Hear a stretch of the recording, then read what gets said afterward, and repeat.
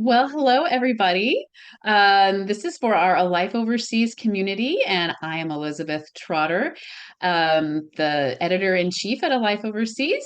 And today I'm interviewing Marilyn Gardner. Hi, Hey, Marilyn. hey, good to see you. It is so good to be with you. I've been really excited to chat with you about this, but I do have to give credit where credit is due. This was my husband Jonathan's idea. So we were just kind of brainstorming things to do, and he said, "Oh, you should interview Marilyn." And I said, "Yes, we should." And the thought behind it was sort of like, you've been around a while, you have all this, you've been the voice of wisdom on our team for a very long time. And so I wanted to have a chat with you about a multitude of topics and get your opinions and experiences. Um, and all that, but I'm going to introduce you to our audience. I'm going to read your bio because some of our audience, our community, may not remember when you were writing regularly for us, or maybe they have joined our community since that time. So, Marilyn Gardner is a public health nurse and writer who lives between worlds, but mostly in Boston. She was raised in the country of Pakistan, gave birth to five children on three continents, and then moved on to raise them in Pakistan, Egypt, and the United States. She has lived in 35 houses, four countries, and five states, and right now longs to find that space where she can create memories for her expanding family. Moving to the United States proved to be the most difficult move she ever made. I agree. Um, for a long time, her cross cultural and international roots remained silent as she struggled to connect and fit into her passport country. She began writing in 2011 after participating in a humanitarian aid trip to Pakistan. Revisiting her childhood home and working in this relief effort awakened a long dormant desire to communicate what it was to live between worlds. Her writing and speaking come from a place of knowing what it means to live between. Marilyn works as a public health nurse in Boston, Massachusetts, and has participated in humanitarian relief trips to Pakistan, Iraq, Jordan, and Lebanon. She loves her passport, family, and faith in reverse order. Her favorite activity is finding spaces in coffee shops around the world to write and observe life around her. So, welcome again, Marilyn. Yeah. I really had fun reading through this because I know some of these things about you. One of my favorite parts is the three children on five, or I'm sorry, five children on three continents. I think that's a really fun um, piece of information. And also the coffee shop thing, because I know whenever you're traveling, you always find a coffee shop and write something and post Yes, it on your blog. you're right. You're right. I'm sitting here in Istanbul looking out. Yeah, yeah. Yeah, so those are always fun to read. And you're always eating delicious food when you I when am that. and I'm always jealous. I'm like, oh, that sounds really good. I love that. Yeah. Yeah, And I, so sorry. oh no, I love food in that part of the world too, right? Oh, it's so good. So good. Yeah. Yeah, I was gonna ask you to show us your books Oh, before we get into our conversation. So okay. Marilyn has written two books. So the I'll let first her one tell you is about them. okay, great. So the first one is Between Worlds. It's essays on culture and belonging. One review said she shouldn't have called them essays. They're more like reflections. So I'm going to give that disclaimer right here, right now. But this book was a surprise. I had begun blogging about 3 years earlier, and the blogs became a book, and just it was just so exciting to have that printed copy in hand. This one, actually, I've been really grateful the comments I've received from around the world, where this it's really so much about between worlds, right? And it resonated with people. The second one is Worlds Apart, and that is a third culture kid's journey. It was actually originally published under Passages through Pakistan, because what I do is this is a memoir, and this is looking at ages 0 through 18.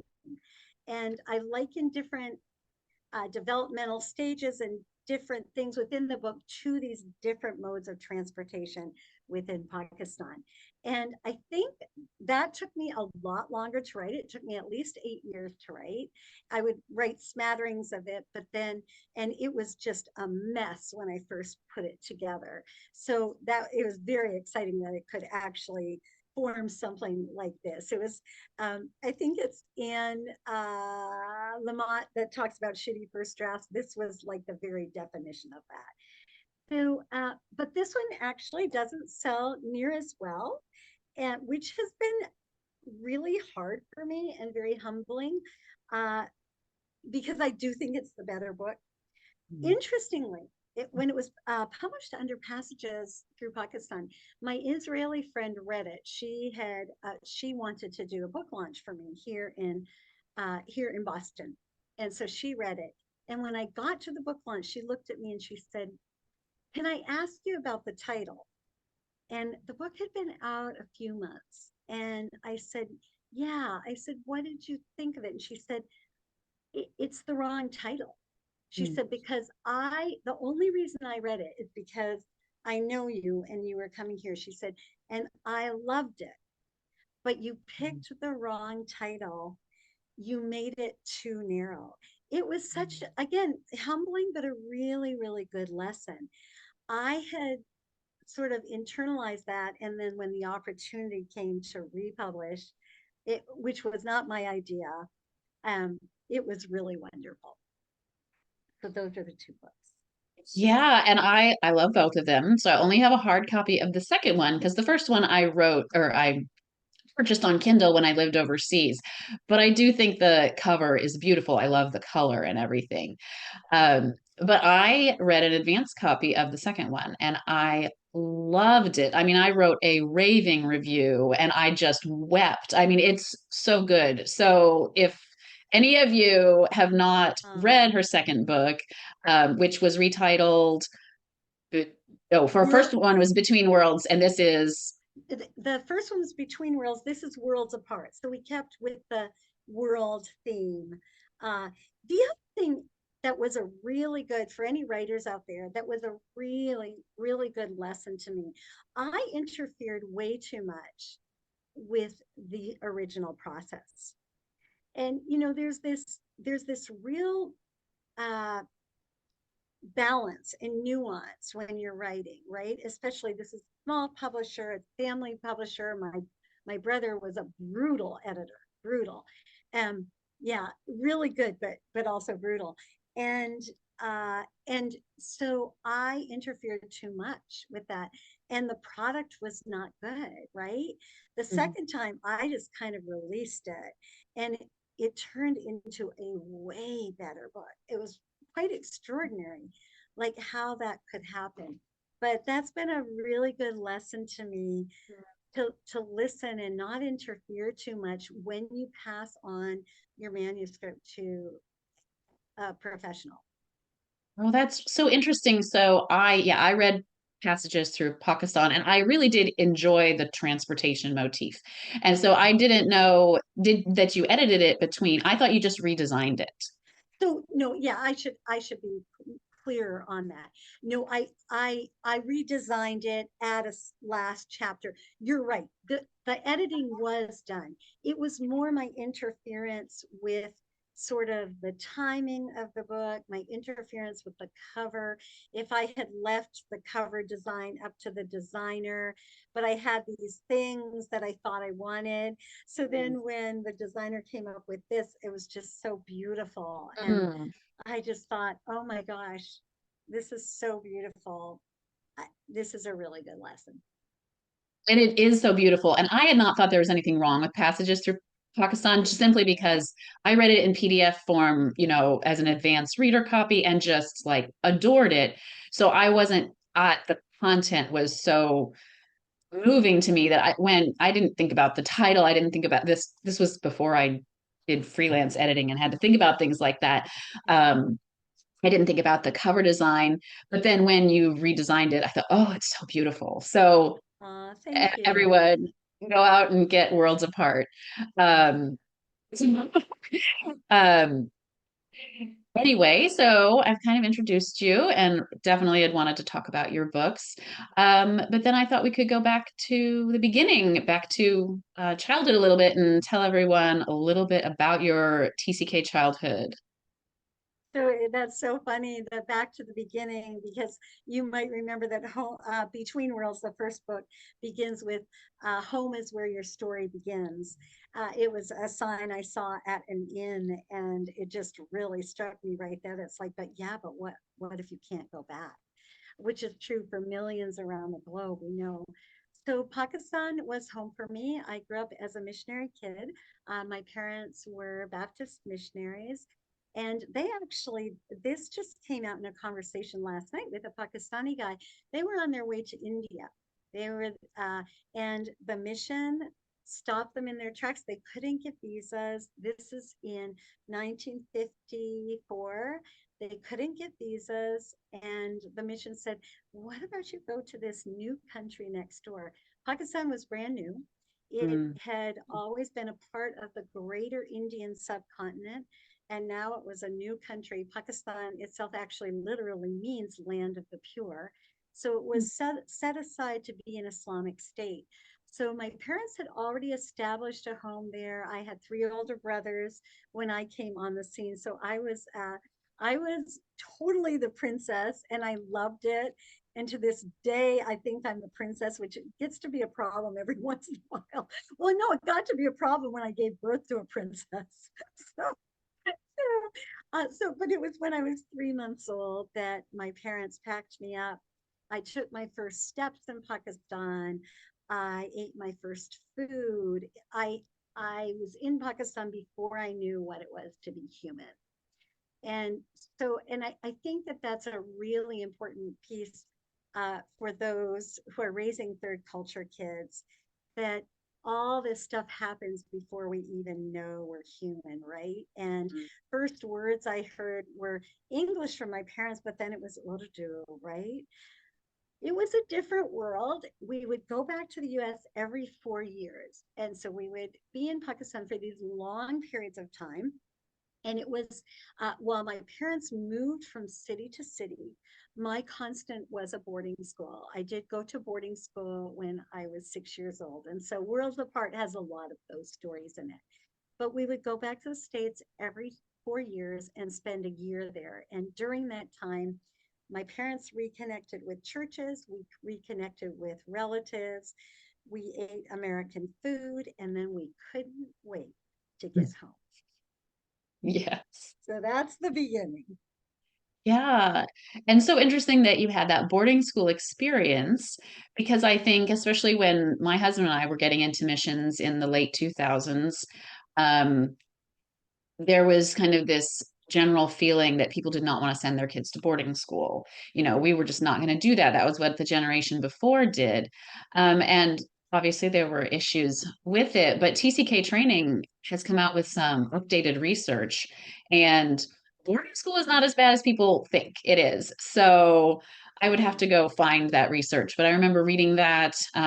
Perhaps Tanya Crossman wrote about it on our blog, Life Overseas. But I Yes. thought that was very encouraging. You know, I think there's just whether you homeschool, send your kids to boarding school or international school or local school. I mean, I think you just have to.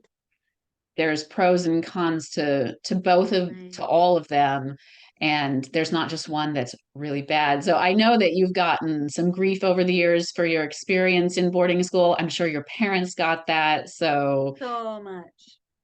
It was yeah. really hard on my mom, Mm, because she would go to these churches and people would say things like, I could never send my children to boarding school. And that's sort of the wrong thing to say to a woman who's sending her children to boarding school. It's like saying, you've heard people say to people who are raising a child with disabilities, I could never raise a child with disabilities. Well, that mm, actually is not encouraging for them. Mm, It was really, there were points of real agony for my mom and for any parent, for my dad as well.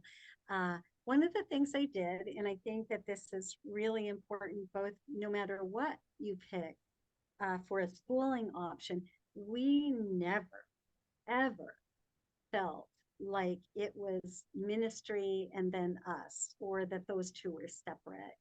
There was always a sense that if we need mom and dad, they will be there. There was mm. never a sense that we were less than that. There was never, oh, well, we can't do that because of mom and dad's ministry. I don't remember the word ministry being used in our house. And Mm. I don't think that's a bad thing. Yeah. And I think that what you're describing is an issue not just among overseas missions, but also Yeah. lo- uh, in the States or wherever your passport country is, just ministry in general. I've heard from other PKs, preachers' kids, of some of that feeling of, oh, ministry was more Right. important. So I think that's really an important point that you make for parents to make sure their kids know that they come first. So, Yeah. You think about anything that becomes an idol, anything that is set above God, and ministry is tricky because ministry has to do with God, right? But even ministry can be set up as an idol. uh, I just think of the downfall of so many big leaders. And when did mm, it start? Did it did it start with, let's say, infidelity, or did it start with ministry becoming a god? And then when you create this god, you have a little god right in there working the god. There's this wow, yeah. this big god, and yeah, it's I I don't know, but that is my sense that first people lose their way, and then the repercussions happen. But the way is lost in a much more insidious way than I think sometimes we're aware. Yeah, we don't see it coming. I'm writing it down. Wow. So I'm gonna have to think about that more. But yeah, and I know we'll get more into the faith stuff in a later question.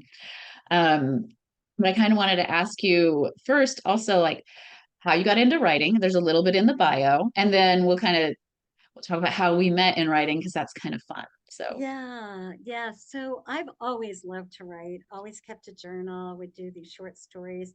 I had written something a few years back in, I think, 2007. And I remember reading it out loud to a group of people. And there were two people there that talked to me afterwards and said, you should write. You should write more frequently. Well, I didn't know what blogs were. I didn't know any of the things. But as it said in my bio, I actually returned to Pakistan. It was in October of 2010, and floods had ravaged the country. And I had the opportunity to return with my sister in law to the area where my parents lived.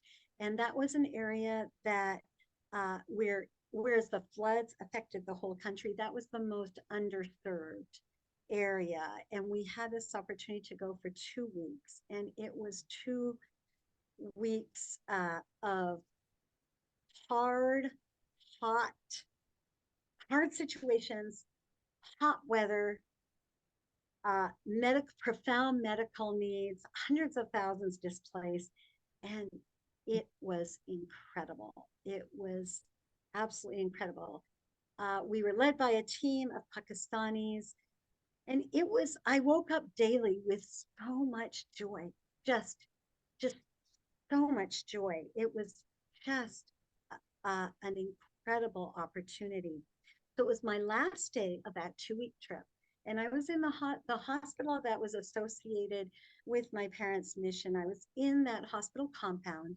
And I remembered, and I recalled this to a surgeon standing there. I remembered running around this foundation when I was a little kid.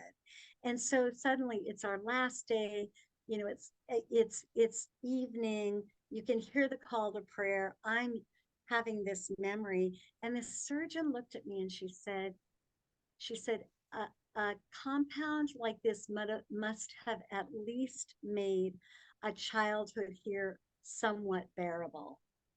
And it was like someone had slapped me. I looked at her and I looked around, and in that moment, it was like, bearable. Are you kidding? Bearable? And I said, bearable? My childhood was extraordinary. And I felt like I could have died in that moment. Everything made sense. My life made sense. The hard, the depression I had felt as long as I was in my passport country, the trying to work through what is this between world, all of that made so much sense in that moment. I got back to the United States and there I was, right? I was back.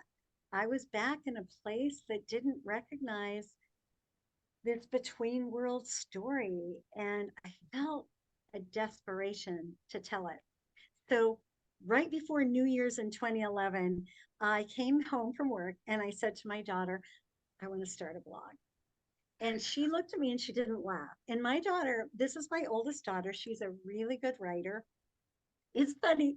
I think all my kids are better writers than me, but I look at them and I say, you know the difference? I do it. Like, that's the difference. Although, no, they probably do as well, just perhaps not as publicly right now. But she gave me really good advice. She said, do not do Google platform. It's not as professional. It's not as sophisticated.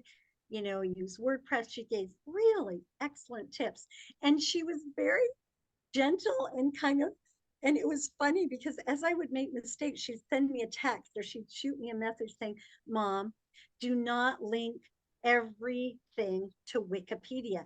When you link something, it means you want to link to an article or something. And I wrote back, oh,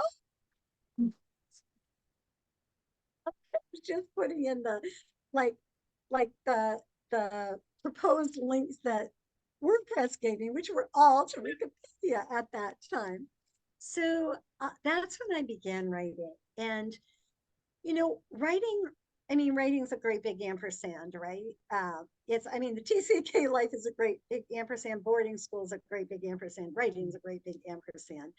It's both, and it's, you'll just work so hard on something and you're so excited to put it out there in the world, and nothing, not an email, not a reaction, not a thumbs up, not an emoji, nothing. And then you'll spend 10 minutes on something and just shoot it off, and suddenly you've got all its attention. And so social media is not a good gauge, right? It's not a good gauge for even good writing.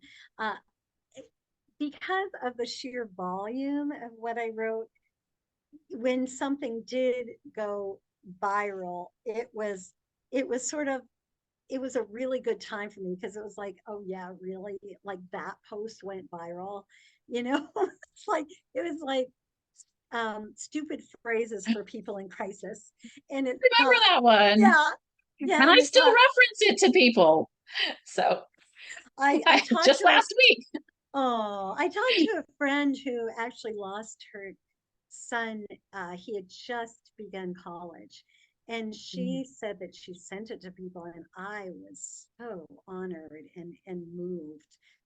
So I think there was, I think again, God is in all this, right? And so as we put ourselves out there, and I think He does delight to surprise us, and it whether an audience, I'm not going to say whether an audience or not.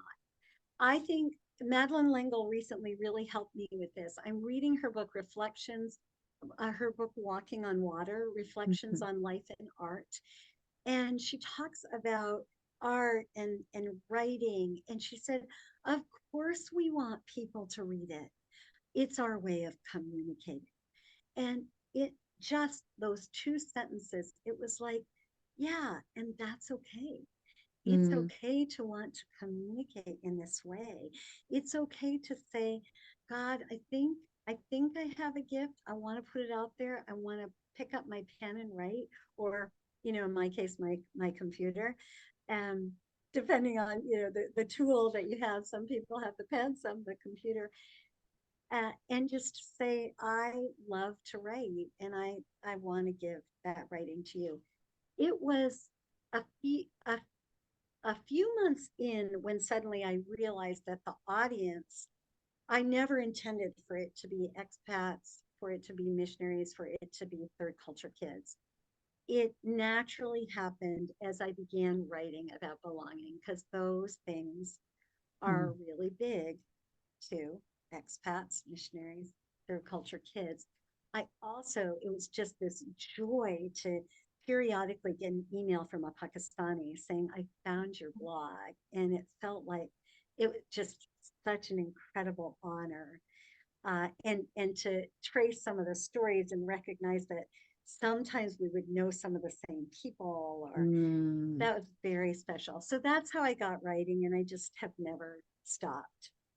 Yeah, and I want you to tell the story of why you named it Communicating Across Boundaries. But first, I just want to pick out, you said, we're really writing with God. And I love that. I love that perspective because as I work with writers, I often will have a thought and I'll say something about the writing. This is sometimes on a life overseas. Maybe it's, my freelance clients, and they'll say back to me, oh, yeah, that's what I was thinking. Or even sometimes, like, that's what I was praying about. And like, that's what I thought God was saying to me. And so it feels so collaborative. Like, we really are doing this. We're doing it with each other, but we're doing it with God too. It's like that community of humans and also community with God. And I just Yeah. love bringing that in because it just adds so much more meaning to what we're doing. Um, Hmm. but I would love to, yeah, I love the name Communicating Across Boundaries. It's a longer name, so I know it's chosen very specifically. So, Right. So as I began writing, I also I wanted to be able to communicate across those barriers that often divide, right? So the mm, barriers of faith and culture are big barriers. And communicating across boundaries gave this sense of that there are boundaries. It recognized the boundaries there. It didn't dismiss them, say we're all the same.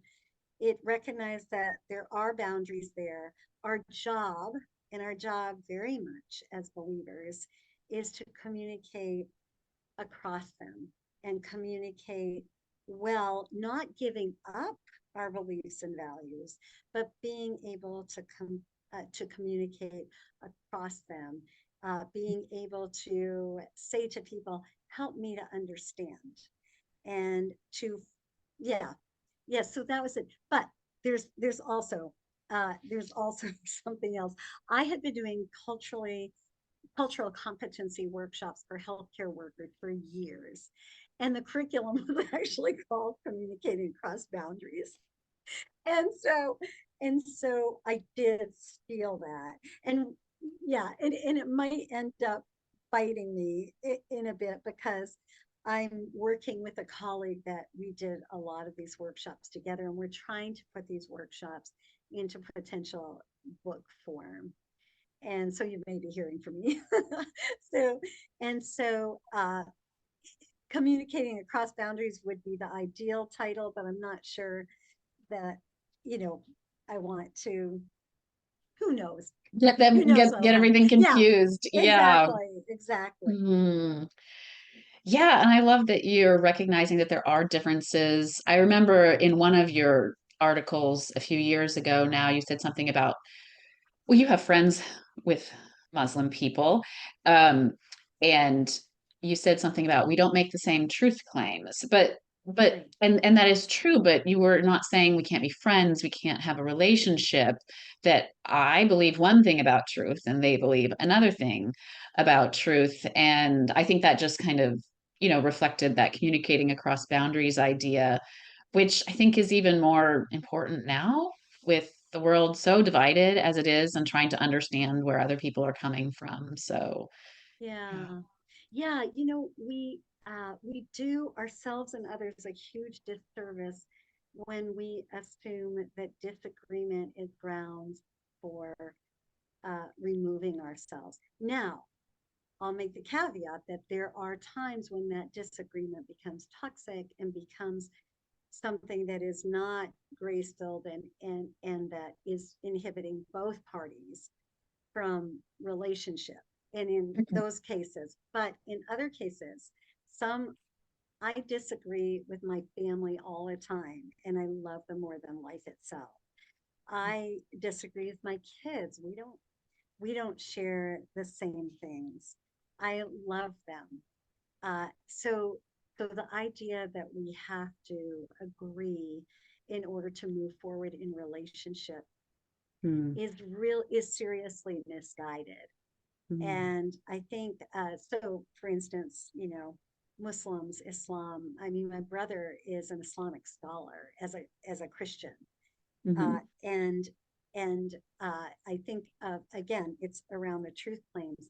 If either one of us, either my Muslim friends or I, gave up our truth claims in order to be in a relationship, I would not no longer be a Christian, and my Muslim friends would not be Muslims. We recognize that there are true differences. Does that prevent us from talking about similarities? No. And does that prevent us from, again, being in a relationship? No. So I Oh. think those are important.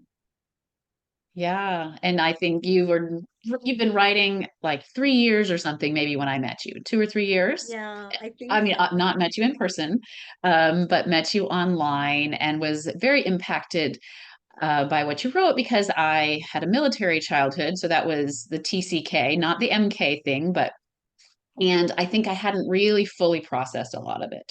And so it was in communication with you and in reading what you wrote about home and belonging and transition and stuff that really helped me process a lot of that stuff.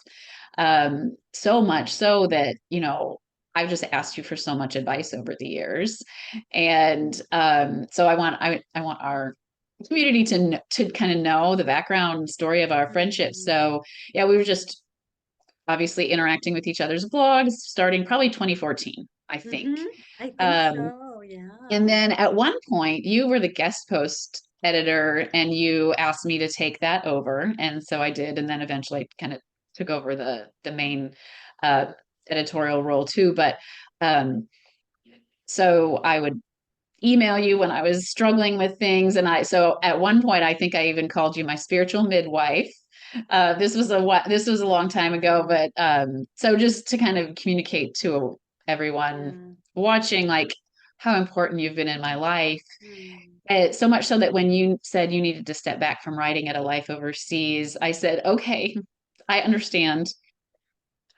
Please stay on the leadership team so I can ask you questions. And, even last week I was asking you questions and asking for your insight and your guidance. So, and we think we might split this interview in two because I want to ask more for more wisdom and insight for different people in different seasons of life.